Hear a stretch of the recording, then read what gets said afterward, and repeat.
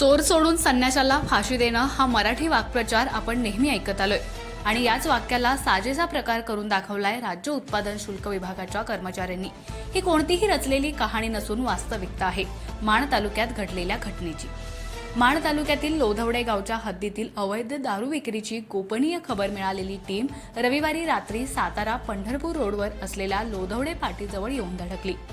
मिळालेल्या गोपनीय खबरीनुसार लोधवडे गावात कारवाई न करता राज्य उत्पादन शुल्क विभागाच्या अधिकाऱ्यांनी सर्वसामान्य लोकांना आपल्या कारवाईचा निशाणा बनवलं।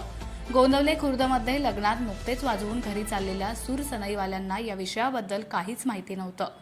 त्यांनी दारूचा स्पर्श देखील केला नव्हता। मात्र मार्च एंडचं टार्गेट पूर्ण करण्यासाठी फोपावलेल्या अवैध दारूऐवजी सर्वसामान्य नागरिकांवरच्या कारवाईचा पडगा उघडणाऱ्या राज्य उत्पादन शुल्क विभागाच्या अधिकाऱ्यांनी मात्र त्यांनाच पकडलं। अधिकाऱ्यांनी अचानकपणे आपल्याला पकडल्यानं सूरसनईवाले सर्वसामान्य वाजंत्री मात्र पुरते गांगारून गेले। राज्य उत्पादन शुल्क विभागाच्या अधिकाऱ्यांनी त्यांना गोंदवले खुर्दच्या ग्रामीण रुग्णालयात आणलं। या ठिकाणी मात्र अल्कोहोल टेस्टऐवजी त्यांचा बीपी तपासण्यात आला। कारवाई करण्यासाठी राज्य उत्पादन शुल्क विभागाच्या अधिकाऱ्यांनी आणलेल्या गाडीवर राज्य उत्पादन शुल्क विभागाचा कोणताही लोगो नव्हता। त्याचबरोबर राज्य उत्पादन शुल्क विभागाच्या अधिकाऱ्यांच्या गळ्यात कोणतेही ओळखपत्र नव्हते। या एकूण प्रकाराचे आपल्या मोबाईलद्वारे शूटिंग करणाऱ्या मान तालुका डिजिटल मीडियाच्या शिलेदाराला देखील राज्य उत्पादन शुल्क विभागाच्या अधिकाऱ्यांनी सुरुवातीला दमदाटीची भाषा वापरली। मात्र आम्ही या संदर्भात तुमच्या वरिष्ठ अधिकाऱ्यांना भेटणार असल्याचं सांगितल्यानंतर राज्य उत्पादन शुल्क विभागाचे अधिकारी गोंदवले खुर्दच्या दवाखान्यासमोर चांगलेच थंडावलेले बघायला मिळाले।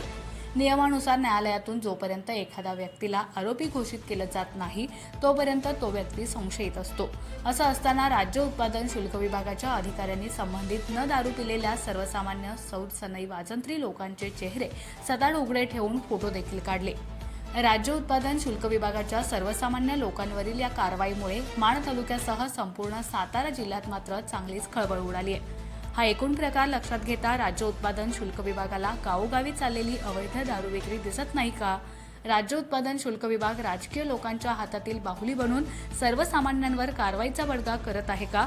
ड्रायडे दिवशी बार चालू ठेवणाऱ्यांवर कारवाई न करणाऱ्या राज्य उत्पादन शुल्क विभागाचं डोकं ठिकाणावर आहे का? राज्य उत्पादन शुल्क विभागाच्या या कारनाम्याबद्दल त्यांना कोणता पुरस्कार द्यायला पाहिजे असे अनेक संतप्त सवाल आता लोकांमधून उपस्थित केले जाऊ लागले आहेत।